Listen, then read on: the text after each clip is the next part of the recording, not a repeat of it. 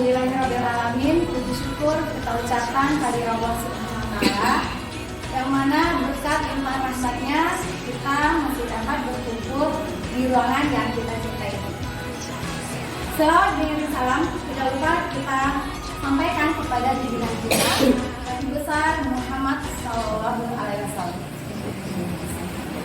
Baik, pertama sekali mungkin dari lubuk hati yang paling dalam saya berterima kasih kepada Bapak Ibu semuanya yang telah meluangkan waktu sehingga pada hari ini saya memiliki kesempatan untuk melakukan diseminasi pemaparan pemahaman tentang budaya positif yang telah saya dapatkan di program calon guru penggerak angkatan 6. Yang terhormat kepada Kepala SMP Negeri 3 Sejujung di Wakil.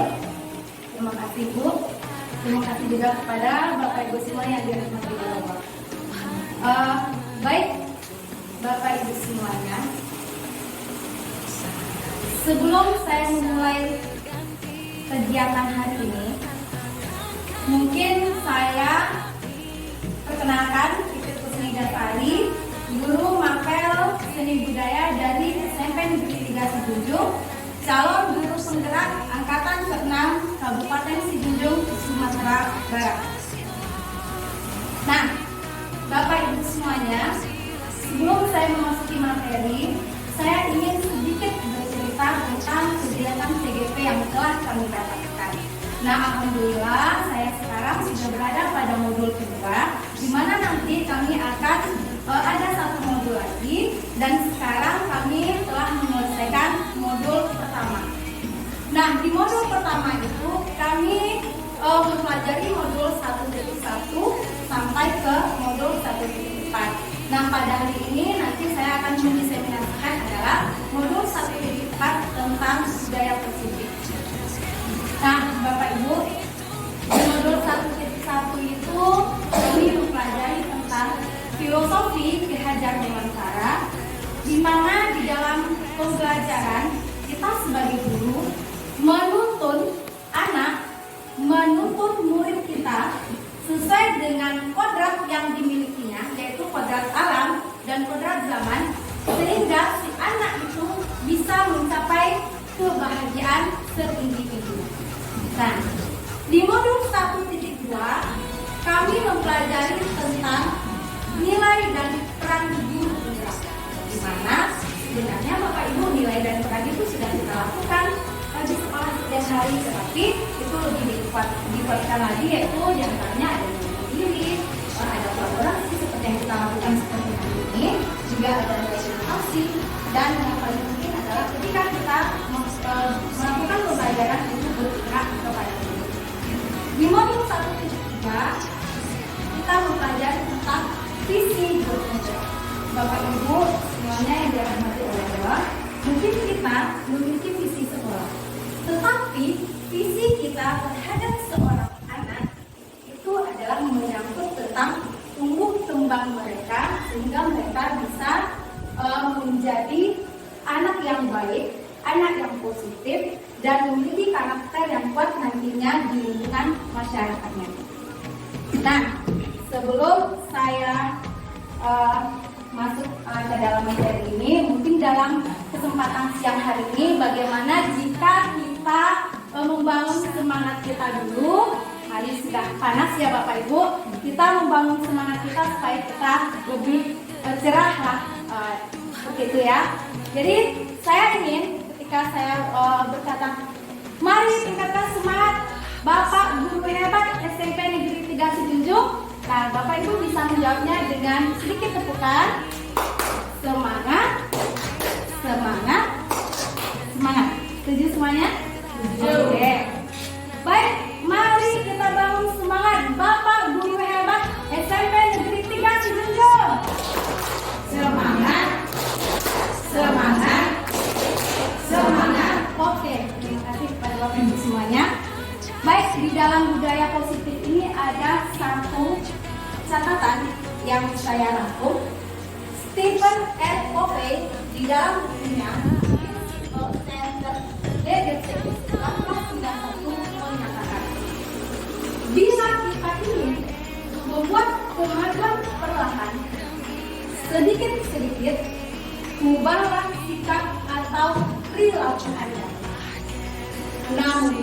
kita ingin memperbaiki cara-cara utama kita, maka kita perlu mengubah kerangka acuan kita. Ubahlah bagaimana Anda melihat dunia, bagaimana Anda berpikir tentang manusia. Ubahlah paradigma Anda, skema pemahaman, dan penjelasan aspek-aspek tertentu tentang realitas. Nah, selanjutnya di sini Bapak Ibu, budaya positif nanti yang akan saya lakukan itu akan berkaitan dengan kegiatan kita di sekolah. Saya punya satu permainan, mungkin Bapak Ibu bisa lihat semuanya, tentunya coba lakukan. Kira-kira kita mau ikut bermain Bapak Ibu? Oke. Bapak Ibu semuanya, kita punya dua genggaman. Kita punya dua genggaman. Saya ingin Bapak Ibu menggenggam satu tangan, terserah, kanan boleh, kiri boleh, terserah. Yang penting di dalam genggaman itu Bapak Ibu bisa bayangkan ada sesuatu hal yang sangat berharga sekali di dalam kehidupan Bapak Ibu. Silakan Bapak Ibu pegang tangannya. Saya bukan menghipnotis ya Bapak Ibu. Di dalam hitungan satu, di dalam hitungan kedua saya, silakan Bapak Ibu nanti pegang tangan saya. 1, 2. Silakan Bapak Ibu pejamkan matanya. Pejamkan perlahan, genggaman Bapak Ibu rasakan semakin erat. Sekarang Bapak Ibu merasakan ada teman sebelah Bapak Ibu yang ingin membuka genggaman tersebut, yang ingin membuka genggaman dengan berbagai cara, mungkin donasi, hardik, bahkan mungkin dengan menggoda. Bagaimana jika genggaman itu saya beli ya dengan harga yang mahal? Silakan Bapak Ibu rasakan. Dalam hitungan kedua, silakan Bapak Ibu membuka matanya. Oke, terima kasih. Saya membutuhkan mungkin ada, saya tampung 2 sen pada hari ini. Saya ingin sekali mendengar bagaimana ya kira-kira perasaan dari Bapak Ibu. Apa kira-kira yang Bapak Ibu lakukan? Silakan Bapak Ibu, saya tampung 2 sen. Silakan siapa yang mau mengungkapkan perasaannya? Tidak ada? Oke, silakan. Banyak yang terpikirkan. Wow. Mungkin gitu ya. Banyak terpikirkan. Oke, terima kasih. Jadi kenapa dipikirkan kita mempertahankan sesuatu yang berharga? Oke. Terima kasih kepada Ibu Dian Sejani. Ada lagi Bapak Ibu? Satu lagi kesempatan. Oke, silakan kepada guru kita Jusiat ini. Silakan. Terima kasih Ibu Fitri. Dari genggaman tadi yang saya rasakan adalah betapa paling berharganya di dunia ini kesehatan. Karena kesehatan itu berawal dari mulai lahir sampai ke yang sehat. Jadi saya tidak ingin menyanyiakan kesehatan. Betapapun seorang guru kalau tidak sehat, bagaimana dia nanti membuat anaknya atau didik anaknya menjadi sehat dulu. Terima kasih. Oke, terima kasih.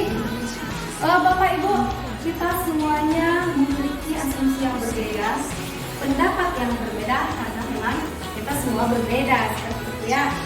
Jadi Bapak Ibu, genggaman tangan itu adalah hal yang penting. Setelah nanti insya Allah, setelah nanti saya memberi sedikit pemaparan tentang budaya positif, mungkin kita akan bisa menjawab apa yang terkandung makna dari permainan yang saya lakukan barusan. Kita simpan dulu, nanti kita sendiri pasti bisa menjawab makna dari permainan yang kita lakukan. Baik Bapak Ibu, di sini di modul 1.4 ada 6 kunci utama budaya positif. Yang pertama, disiplin positif dan nilai-nilai kebajikan intelektual. Yang kedua, teori motivasi, hukuman dan penghargaan. Yang ketiga, ketiga, keyakinan kelas. Yang keempat, kebutuhan dasar manusia. Yang kelima, restitusi, yaitu berhubungan nanti dengan 5 kontrol posisi, 5 posisi kontrol. Yang keenam, segitiga restitusi. Nah, di sini sedikit penjelasan. Yang pertama yaitu tentang disiplin positif. Ki Hajar Dewantara menyatakan bahwa untuk mewujudkan murid yang merdeka, murid harus memiliki disiplin yang kuat yang berasal dari dalam diri. Sesungguhnya disiplin itu bersifat self-disiplin, yaitu kita sendiri yang mewajibkan kita sekeras-kerasnya. Sebab jika tidak, maka haruslah, wajiblah ada penguasa lain untuk mendisiplinkan diri.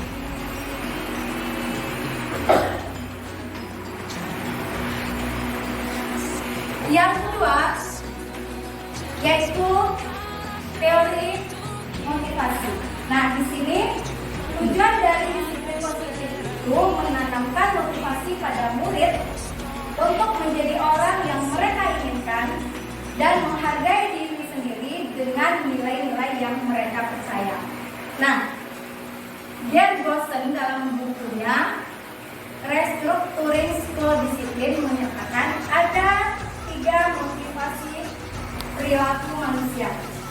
Yang pertama, untuk menghindari ketidaknyamanan atau bosan. Yang kedua, untuk mendapatkan imbalan. Yang ketiga, untuk menjadi orang yang mereka inginkan dan menghargai diri sendiri dengan nilai-nilai yang mereka percaya.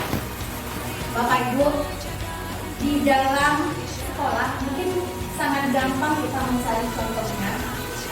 Kita di SMP Negeri 3 sudah menerapkan profil pelajar Pancasila pada anak-anak kita, di mana perilaku yang pertama itu adalah beriman, bertakwa kepada Tuhan Yang Maha Esa dan berakhlak mulia. Nah, kita bisa mengambil contoh.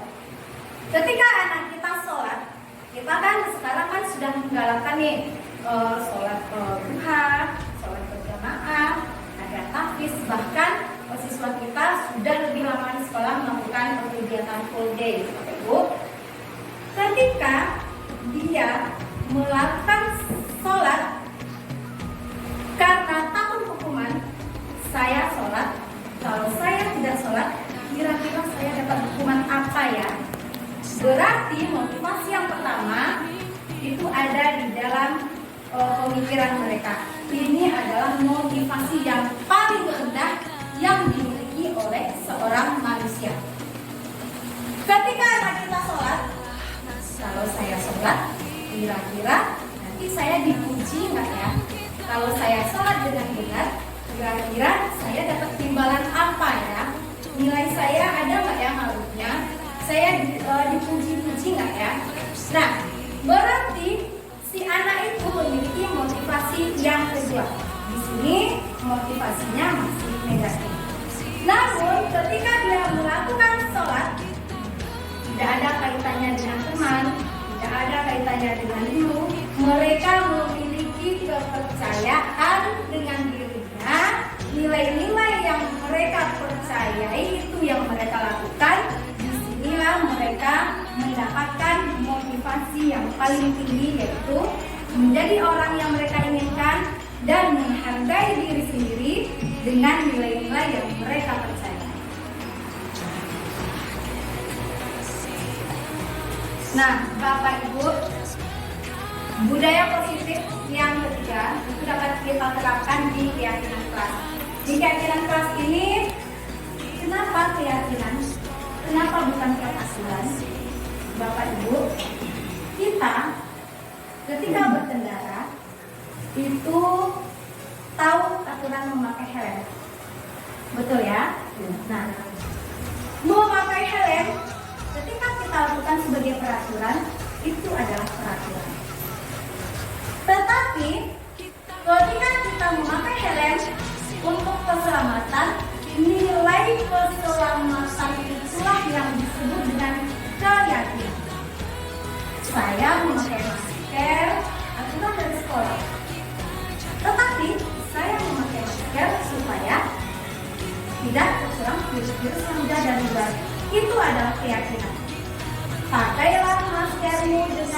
pakailah maskermu, itu adalah peraturan.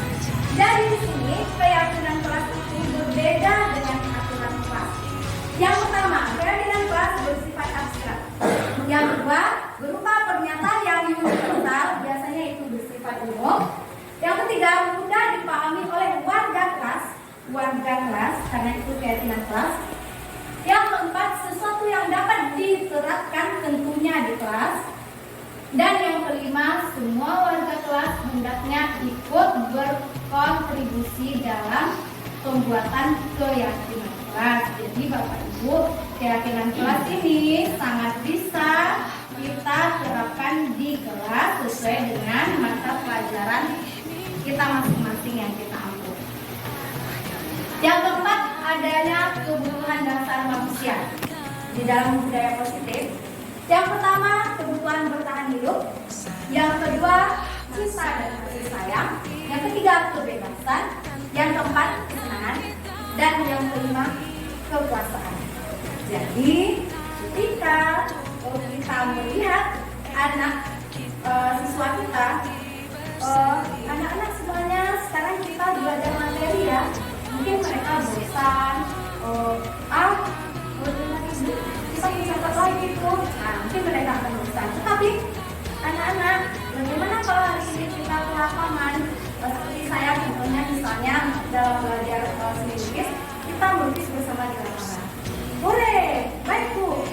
Apakah mereka semuanya benar-benar untuk melukis? Belum tentu. Ada yang melihat teman, ada yang kepo dengan ide temannya, kamu membuat apa? Ada yang berlari-lari. Sebenarnya Bapak Ibu, siswa kita sedang memenuhi kebutuhan, yaitu kebutuhan akan kebebasan dan kesenangan.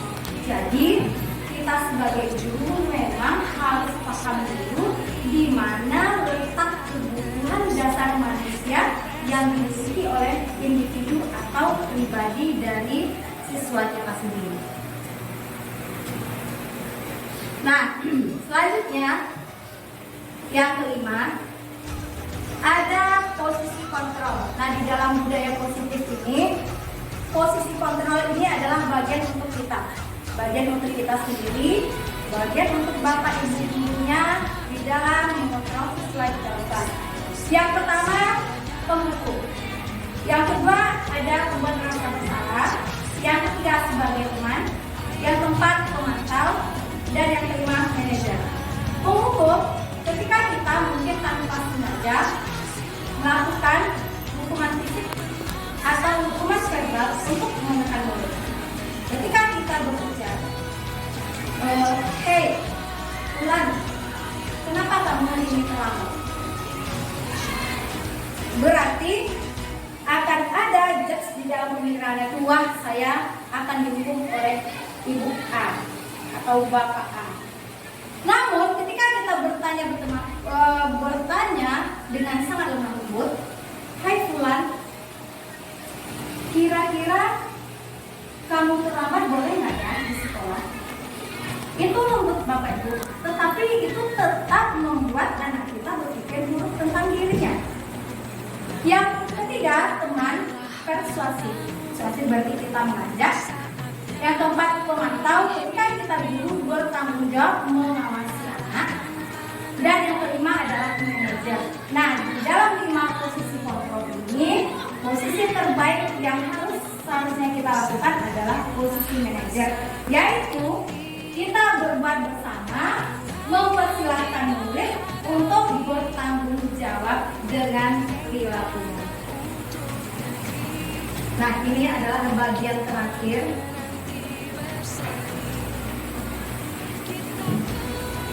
Di dalam kegiatan sekolah, proses menciptakan kondisi untuk murid kita, memperbaiki kesalahannya sehingga karakternya lebih kuat dan bisa kembali pada kelompoknya, inilah yang dikatakan dengan segitiga restitusi. Jadi di dalam segitiga restitusi itu ada yang pertama menstabilkan identitas, yang kedua validasi tindakan yang salah, dan yang keempat menanyakan keyakinan. kita akan tetap kembali kepada keyakinan individu untuk berada kepada keyakinan kelas yang telah kita sepakati. Nah, Bapak Ibu semuanya, di dalam budaya positif ini mungkin kita bersama-sama, kita berkolaborasi untuk mencapai tujuan yang baik bagi sekolah kita, agar bagaimana pendidikan itu memang bisa membawa sebuah kebahagiaan bagi anak didik kita tentunya. Sekian dari saya, mohon maaf jika ada kesalahan dan kekurangan. Mungkin kita bisa nanti saling berkolaborasi lagi melakukan aksi nyatanya, karena bagaimanapun Bapak Ibu tidak akan bisa satu hal itu bila hanya satu yang bergerak, karena jika kita bergerak harus ada yang bergerak. Kita menggerakkan komunitas kita seperti ini, maka dari itu nanti bisa kita insya Allah dengan tangan-tangan kita, dengan kekuatan kita bisa menciptakan generasi penerus bangsa yang lebih baik lagi ke depannya. Assalamualaikum warahmatullahi wabarakatuh.